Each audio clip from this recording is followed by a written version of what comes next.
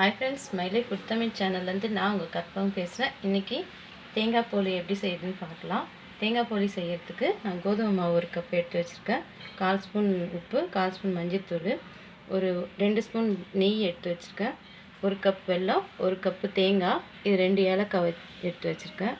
இப்போ எப்படி மாவு பிசையுதுன்னு பார்க்கலாம். போலிக்கு இப்போ மாவு பிசைஞ்சிக்கலாம். போலிக்கு 1 கப் மாவு, இது உப்பு, மஞ்சள்தூள். முதல்ல கையில் நல்லா மிக்ஸ் பண்ணிக்கணும், இல்லைன்னா ஒரு இடத்துல நின்றுடும். இப்போ இதுக்கு 1/2 கப் தண்ணி தேவைப்படும். லூஸாக பிசையணும்.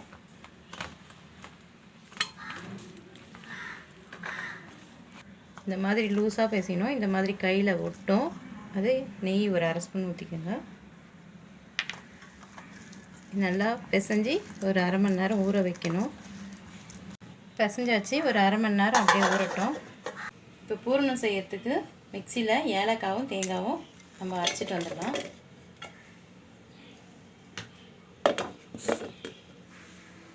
தேங்காவை இந்த மாதிரி தண்ணி ஊற்றாமல் அரைச்சிட்டு வந்துடணும். இப்போ பூரணம் செய்ய ஸ்டவ் ஆன் பண்ணி பேன் வச்சுக்கோங்க. இப்போ ஸ்டவ்வை மீடியம் ஃப்ளேமில் வச்சுட்டு வெல்லம் போட்டுக்கோங்க. வெல்லம் கரைய 2 ஸ்பூன் தண்ணி ஊற்றிக்கணும்.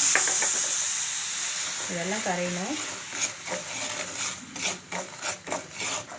வெல்லம் கரைஞ்சிடுச்சு. இதுலேயே தேங்காய் போட்டுக்கலாம். தேங்காயும் ஏலக்காவும் அரைச்சி வச்சுருந்தேன், அதை போட்டுக்கலாம்.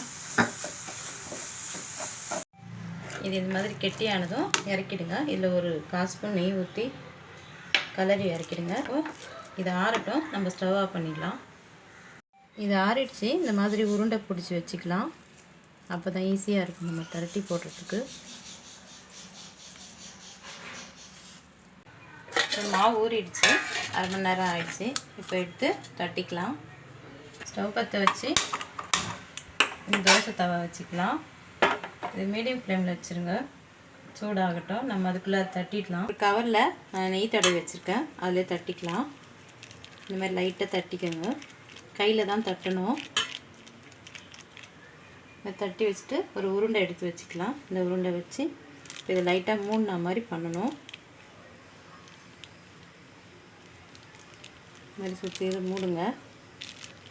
இதை அப்படியே லைட்டாக ப்ரெஸ் பண்ணி விட்டுக்கலாம். கையிலே அப்படியே தட்டிடுங்க. இது மாதிரி தட்டியாச்சு. இப்போ தவாவில் போட்டு எடுத்துக்கலாம். தவா சூடாயிடுச்சு, கொஞ்சம் நெய் போட்டுக்கலாம்.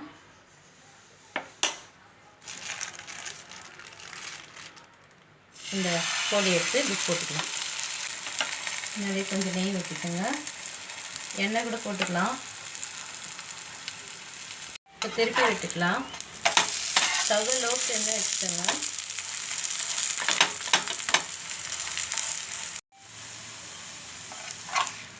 இப்போ இதை எடுத்துடலாம்.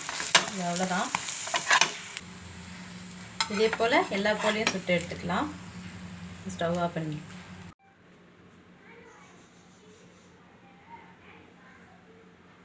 சூடான சுவையான தேங்காய் போலி ரெடி ஆகிடுச்சு. இது நெய் போட்டு செஞ்சுருக்கோம், ரொம்ப டேஸ்ட்டாக இருக்கும். நீங்களும் ட்ரை பண்ணி பாருங்கள். வீடியோ பிடிச்சிருந்தால் லைக் பண்ணுங்கள், ஷேர் பண்ணுங்கள், கமெண்ட் பண்ணுங்கள்.